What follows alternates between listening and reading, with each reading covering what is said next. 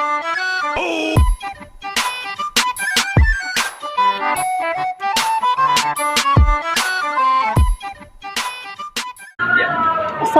warahmatullahi wabarakatuh. Selamat sore Mbak. Sore. Apakah kita bisa minta waktunya sebentar? Bisa. Di sini kita ingin mewawancarai Mbak tentang kelangkaan minyak yang sempat ramai dibicarakan di Indonesia. Oke, kita kenalan dulu ya. Nama saya Dwi WTK Pasya. Ini Muhammad Aswar, Farhan Arajak, dan Bagus. Nama Mbak siapa? Nama saya Yuliani Saputri, saya menjabat di sini sebagai kasir. Begitu. Oke. Umurnya berapa tahun Mbak? 21. Sudah berapa lama bekerja di sini? 1 tahun 4 bulan. Oke. Berarti baru-baru aja ya? Iya. Mengapa Mbak memilih bekerja di sini? Karena kan Altamidi jenjang karirnya lebih luas. Soalnya kita setiap untuk kenaikan jabatannya sendiri dia biasanya per 2 tahun. Terus itu pokoknya banyak pelajaran-pelajaran yang bisa kita ambil sih kalau di Altamidi. Oke, begitu. Terus tuh ini tokonya buka dari jam berapa sampai jam berapa? Dari jam 6 pagi sampai jam 10 malam. Oke, baik. Bagaimana rasanya bekerja di sini? Ada susah, ada senangnya juga sih. Tergantung orangnya aja ngejalaninnya. Dalam pekerjaan ya. Oke, kita ke pertanyaan inti ya Mbak. Jadi kan Mbak sudah tahu nih tentang berita waktu itu. Menurut Mbak mengetahui berita tersebut dari mana? Kalau kita dari atasan, karena dari atasan pemerintah yang kasih tahu kita tentang minyak, kenaikan harga minyak, sama penurunan minyak yang waktu harga subsidi juga. Oke, baik.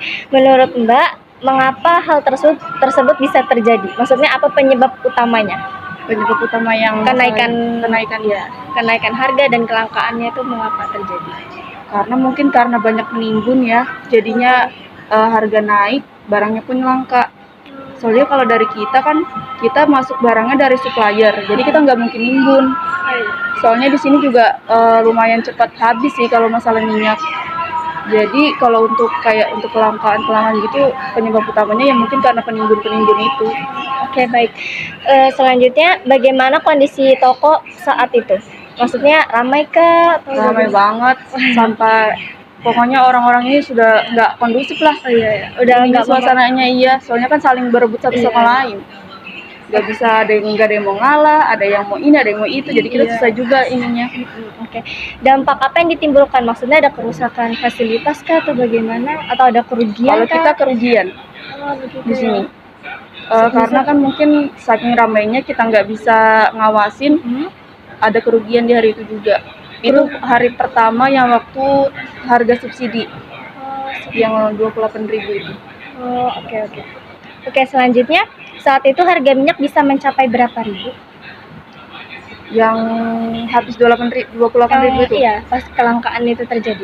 Sudah hampir 53. Soalnya sekarang aja kalau yang untuk bimoli 52.500, selain bimoli 53.800. Oke. Untuk pemasokannya pada saat itu banyak atau dikit di sini? Kalau di sini termasuk sedikit kita barangnya, paling datang cuma 10 kardus, 5 kardus, nggak kayak banyak langsung 20, 30, nggak. Seperti itu. Iya. Kalau untuk sekarang? Kalau untuk sekarang tetap sama. Jadi sama aja ya? Iya, sama aja. Oke. Untuk penjualan minyak itu dalam satu harinya bisa mencapai berapa liter? Kalau berapa banyak sih? Kalau yang untuk sekarang ini, kalau sekarang mungkin sekitar 2 karton aja. Satu kartonnya kan isinya pokoknya 2 liter, isinya 6, berarti sekitar 8 literan lah. Kalau saat itu bisa mencapai berapa? Nggak bisa dihitung sih, soalnya banyak. Berarti banyak banget. Iya, banyak banget memang pas hari itu. Oke. Jadi menurut Mbak, siapa yang harus bertanggung jawab atas kasus kelangkaan dan kenaikan harga minyak saat itu? Mungkin pemerintah sih lebih ini kan. Harusnya kayak kita sih udah membatasi ya, satu orang ada yang 2, yang 1 literan 2, yang 2 liter 1. Cuman kan namanya masyarakat juga pemikirannya beda sama kita pasti. Ada aja kita pasti ada aja lah diomel-omelin sama pembeli-pembeli lain. Iya sih. Oke. Pertanyaan terakhir, menurut Mbak bagaimana cara mengatasi kelangkaan minyak goreng tersebut? Gimana ya solusinya? Soalnya kan apa penimbun tuh makin banyak. Walaupun harganya masih kita masih harga 50-an, tetap aja masih ada banyak penimbun karena kan harga di luar harga kita kan masih harga 60. Jadi orang kan masih pasti milihnya masih dibeli di sini sih. Iya. Jadi kalau untuk solusinya kita belum tahu mau solusi gimana. Oke. Jadi itu aja wawancara dari kami. Kurang lebihnya kita mohon maaf kalau ada kesalahan ya. Terima kasih Mbak. Wassalamualaikum warahmatullahi wabarakatuh.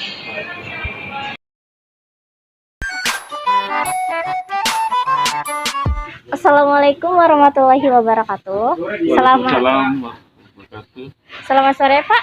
Sore, Apakah kita bisa minta waktunya sebentar? ya, silakan. Kita mau mewawancarai Bapak mengenai topik kelangkaan minyak goreng dan kenaikan harganya pada saat itu. Ya.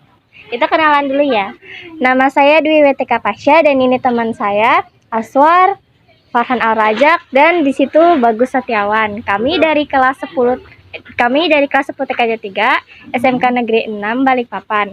Nama Bapak siapa? Muhammad Yusuf, Oh, Bapak Yusuf ya. ya, Umurnya berapa tahun, Kak? 49. 49. Apakah toko ini toko milik pribadi? Ya, Oke. Sejak tahun berapa Bapak mendirikan toko ini? tahun kemarin, Oh, tahun kemarin. jadi baru 1 tahun.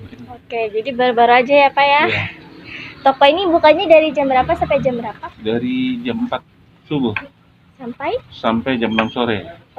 Jadi lumayan lama ya. Mengapa Bapak memilih untuk membuka toko seperti ini? Karena prospeknya itu lebih bagus. Kedepannya dia lebih bagus dia kalau toko kelontong gitu karena kebutuhan masyarakat kan banyak, jadi lebih bagus itu anunya. Oke.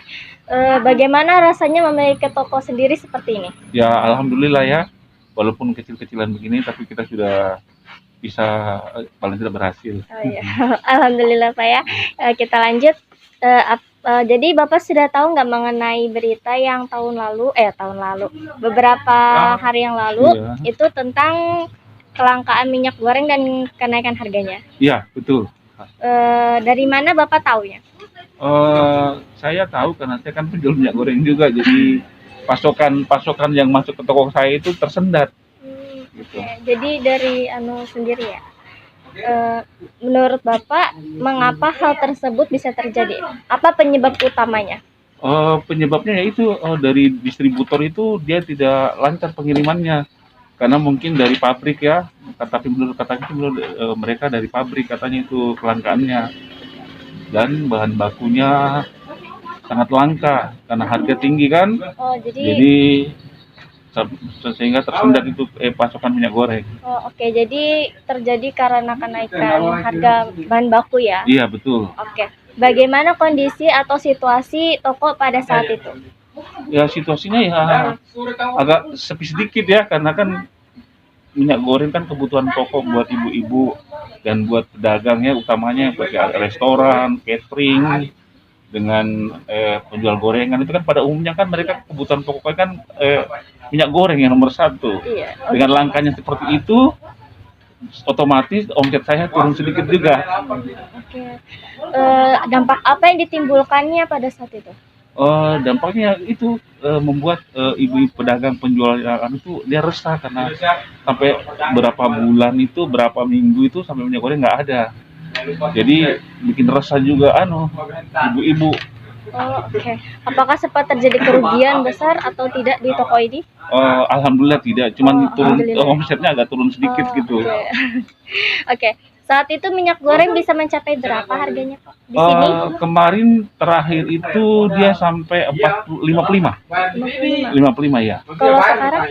Kalau sekarang karena subsidinya kan sudah dicabut, jadi kembali lagi lebih naik lagi. Oh, jadi harganya lebih naik. Iya, ya, lebih naik pada lagi. sini. Tapi kalau minyak curah dia disubsidi, jadi dia masih agak tertekan dia harganya. Jadi masih stabil ya Iya, harganya betul. untuk Kalau minyak minyak curah. curah. Oke.